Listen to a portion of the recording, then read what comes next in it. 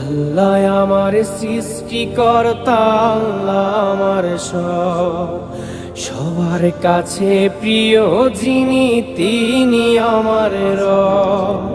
দুনিয়া করব সবাই আল্লাহর ইবাদত, দুনিয়া করব সবাই আল্লাহর ইবাদত। সব কিছুতে দিবেন তিনি তারই রহমত, সব কিছুতে দিবেন তিনি তারই রহমত। আল্লাহ আমার সৃষ্টিকর্তা, আল্লাহ আমার সবার কাছে প্রিয় যিনি তিনি আমার রব।